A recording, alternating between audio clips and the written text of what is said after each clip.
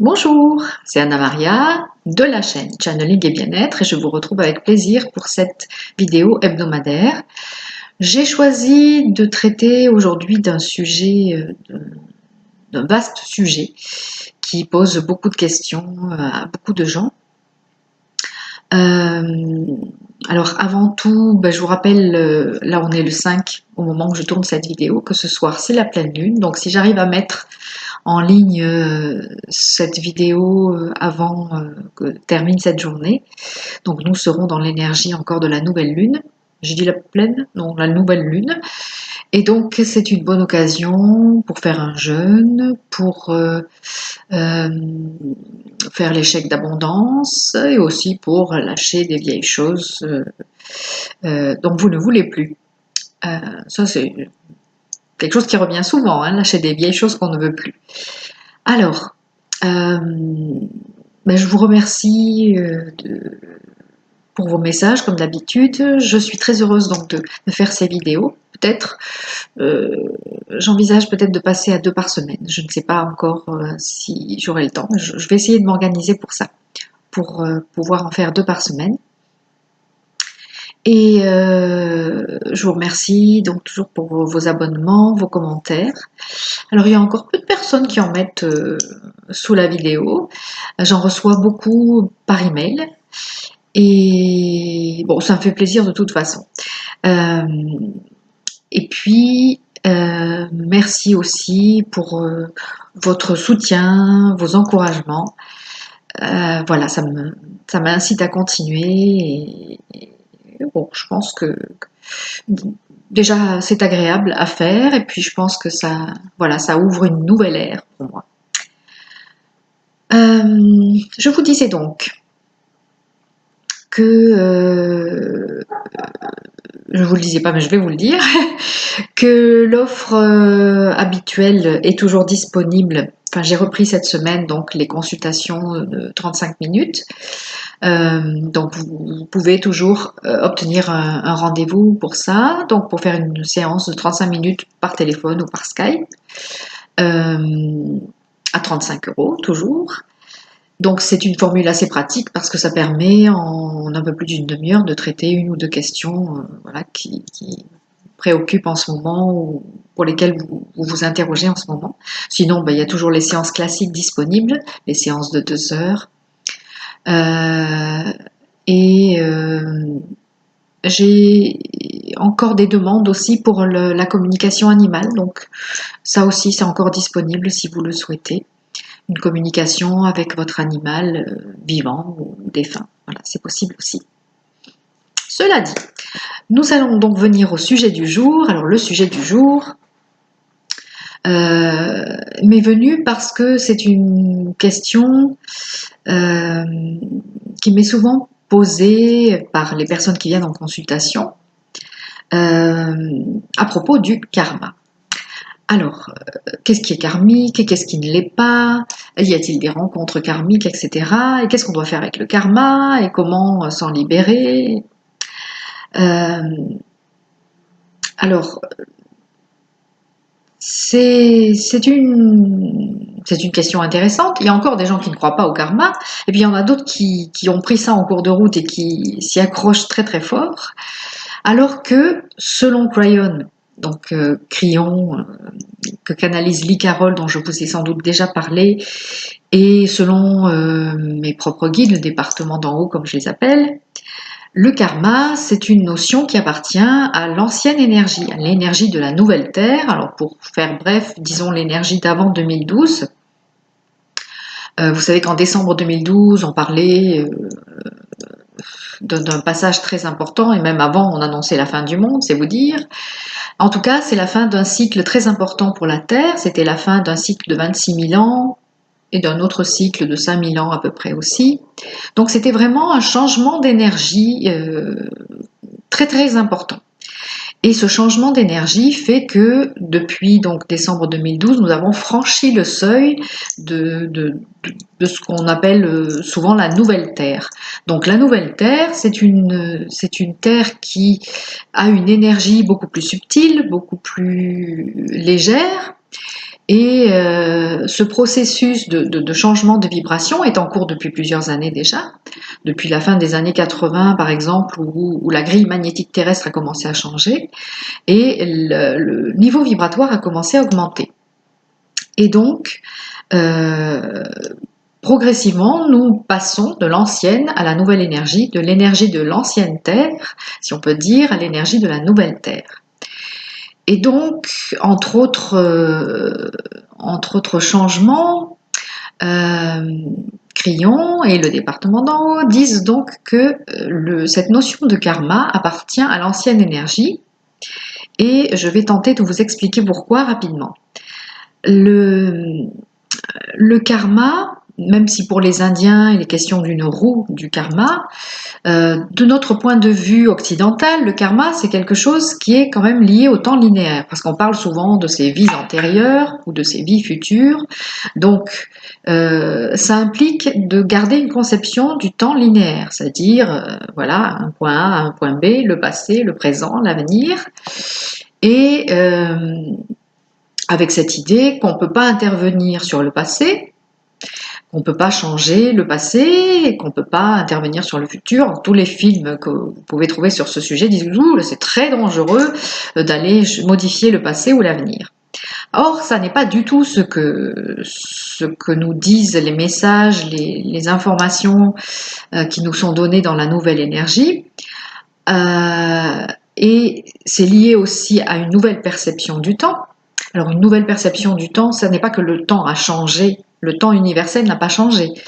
Le temps universel n'est pas linéaire, il est, comme dit Crayon, circulaire. Donc tout coexiste dans le grand présent permanent, comme il dit. Et si vous lisez Conversation avec Dieu, il est dit également en fait que le temps est circulaire, mais plutôt comme un empilement. Voilà. Toujours est-il que dans cette conception du temps universel, tout coexiste dans le grand présent permanent, qui est un présent toujours en mouvement. Alors tout coexiste, c'est-à-dire aussi bien ce que nous considérons comme nos vies passées, que ce que nous considérons comme notre vie présente ou nos vies futures. Et le département d'en haut, donc les guides vont même plus loin en disant qu'en fait, nous pouvons être connectés à toutes nos expressions de vie. Alors nos expressions de vie, ça veut dire que moi je prends souvent l'image de l'âme mère. Donc l'âme mère a plusieurs extensions, plusieurs expressions de vie, et donc certaines de nos expressions de vie sont des incarnations terrestres, d'autres peuvent se situer dans les domaines angéliques et d'autres peuvent se situer aussi dans d'autres univers. Toujours est-il que ça fait référence à un temps multidimensionnel, voilà, puisque tout existe, simplement c'est, si on peut dire, dans des dimensions différentes, mais tout existe dans le même temps. Et ça fait aussi référence au fait que nous sommes aussi des êtres multidimensionnels, puisque nous avons plusieurs autres nous-mêmes qui existent dans ce même temps permanent, dans ce même présent permanent, qui existent en même temps, simplement de manière multidimensionnelle. Donc, si nous sortons de l'illusion du temps linéaire, et tous les messages s'accordent à dire que nous sommes en train de sortir de l'illusion du temps linéaire, ça ne veut pas dire que nous allons en sortir complètement, nous allons continuer quand même à vivre sur notre belle planète selon le temps linéaire, mais avec une conscience plus grande de notre multidimensionnalité, de la multidimensionnalité du temps.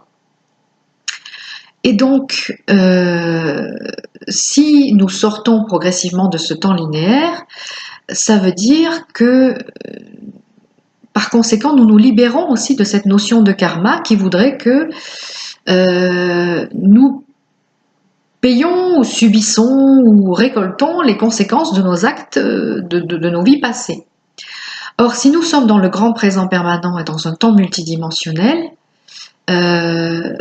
la question ne se pose plus du tout de la même façon, puisque nous pouvons intervenir et modifier toutes nos vies en même temps, nous pouvons être en interaction avec toutes nos expressions de vie en même temps, et nous pouvons le faire donc de manière multidimensionnelle et dans un temps multidimensionnel. Ce qui fait que quelque chose que vous faites là, dans votre vie présente, peut très bien avoir un impact aussi sur une vie que vous considérez comme antérieure. Et à ce titre-là, vous pouvez parfaitement changer ce que, dans notre illusion du temps linéaire, nous considérons comme le passé. Ça semble assez science-fiction comme idée, mais les messages vont vraiment dans le sens de nous ouvrir à cette possibilité que le temps linéaire soit une illusion et que nous soyons en train d'entrer dans le temps multidimensionnel. Et dans le temps multidimensionnel, en étant un être multidimensionnel, eh bien, voilà, il n'y a plus cette question de karma à gérer, mais il y a vraiment à vivre le présent d'une manière consciente et aussi avec la conscience de toutes nos dimensions, de toutes les dimensions de notre être. Donc, il y a beaucoup de gens qui continuent à fonctionner, même des gens tout à fait éminents, qui continuent à parler, à fonctionner avec cette notion de karma. Pour ma part, j'observe, si vous voulez, encore des aspects karmiques dans ma vie, mais je ne veux plus être prisonnière de cette idée que j'ai du karma à régler. Et c'est une chose que Crayon expliquait dans le tout premier livre de Lee Carroll, le tome 1, il y en a 12 ou 13 ou 14 ou 15, je ne sais plus depuis, mais dans le tout premier livre, il expliquait ça, qu'on pouvait vraiment décider de sortir du karma. Et donc vivre de manière consciente notre présent. Et interagir de manière consciente aussi avec toutes les dimensions de notre être.